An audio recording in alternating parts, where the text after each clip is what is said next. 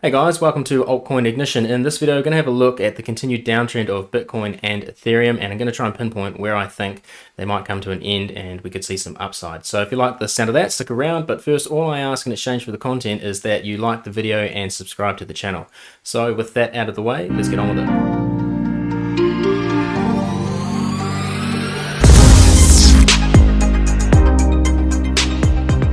Okay, so we're over here on the Bitcoin chart. I'm just going to walk you through how I would normally count this out. So first thing I'm looking for is a bullish divergence. And if we don't have one, then that indicates to me that we haven't had 5 waves down yet. So this to me looks to be like a third wave. Third wave price action looks like this, basically. It's explosive. So that to me looks like a third wave there. And we haven't had any bullish divergence yet. So what I'd be expecting to happen now is to get a rejection up here somewhere. We come back down further. We've already dipped oversold, which is normal on the third wave. And I'd expect the RSI not to go oversold again, or to maybe only just dip into there, giving us a bullish divergence down here somewhere, right? So the way I count this out, I would go like this. So I'd say 1, 2, 3, this will be 4 up here somewhere, and 5 maybe down here. Now, so that's 1, 2, 3, 4, 5. If that is the case, then this here, between 2 and 3, this should break down into 5 waves itself. Okay, maybe if I drop down to the 1 hour, it might make that a little bit more clear. All right, so that would be something like this. 1, 2, 3, 4, 5. So got 1, 2, 3, 4, 5 waves down for our third wave. 4 up here, and it could continue in here. This could form a triangle. Okay, that quite often happens. So we could see this, and this is pure speculation at this point, don't have enough to go on, but we could see this form a triangle here like that, or something like that, and that wouldn't be unusual, and then come down to 5. It doesn't have to come all the way down to 29,100. Okay, I've just got that here because there's a swing low over here. It's just a likely area. It could actually end up down here, which would make this what we'd call a truncation, where the fifth wave doesn't extend past the third wave. Okay, that's called a truncation. Or even if it doesn't extend too far, I'd still consider it to be truncated. All right, and if we jump up to the higher time frames, looking at this move finishing at potentially this swing low or this one here, that would make this entire move truncated as well. And the reason I am suggesting that could be the case is simply because the first wave is usually the same as the fifth wave, or very close, right? So we take that, the length of that, we come down to here where it breaks, and we're sort of finishing down around this area here.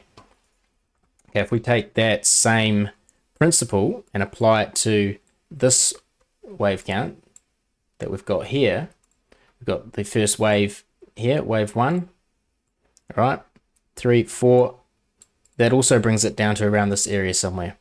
Okay, and test that out one more time with this wave count here. We've got wave 1 here, 2, 3, 4. Okay, so it's reversed a little bit earlier, but it's in the same vicinity. So it's obviously not an exact science, but it's usually pretty close. So that's what I'm thinking for Bitcoin. Definitely leaning bearish right now.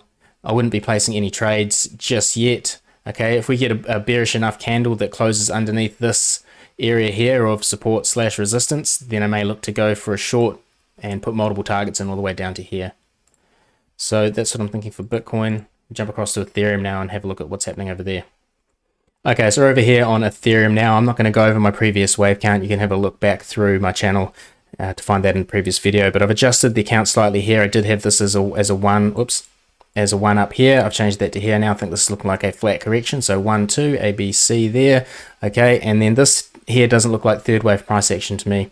So I'm going to have to assume that it's probably the beginning of an extended third wave, right, where the sort of steep part comes later. So you go 1, 2, and then 1, 2, and then 3, 4, 5. I don't know where that's going to end up, so just put that off the screen for the time being. But 1, 2, actually, I think 2 could end up around here somewhere. Okay, so if we jump down, I should say, through the time frames here, we get down onto the 2 hour there. We still haven't seen a bull div put in here, so I'm going to have to say that until proven otherwise, this is something like this. Okay, 1, 2, 3, 4, and then 5 will be down here somewhere, something like that. 1, 2, 3, 4, and then 5 will end up down here somewhere. It's kind of hard to say at this point. It's probably easier to just go with your horizontal support and resistance here. So I've got those drawn in here. I like to use those as well.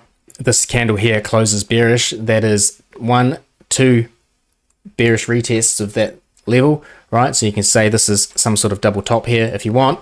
Okay, if that closes bearish, now what do we got? 14. It's about an hour and a half away. If that closes bearish, then I'd say probably be pretty safe to put in a short trade down to here. Back up to the 4-hour time frame here. Well, let's go even higher. Let's go up to the daily. Man, that's a nasty sell-off. Okay, so if we go with what I've mentioned in previous videos before, this is impulsive, this is corrective. We hopefully will only get one more run down here. Okay, bottom around about here, and then potentially we can start looking at some upside, but we need to see some evidence of upside before we just start jumping into longs, right? I want to see the upside movement start to become impulsive instead of corrective. And what I mean by that is, okay, this is impulsive, and this here, okay, much less steep, okay, is definitely corrective. So what we should see here now is one last impulsive move. Okay, hopefully we don't get any lower than there. All right, and then we're going to see either a correction, which would be shallow, or we'll see it get steep again.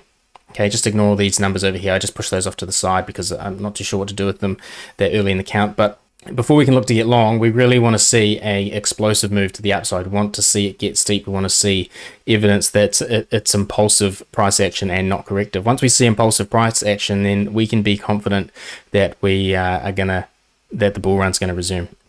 Yeah, that's the video I got for you guys today. Thanks. See you in the next one.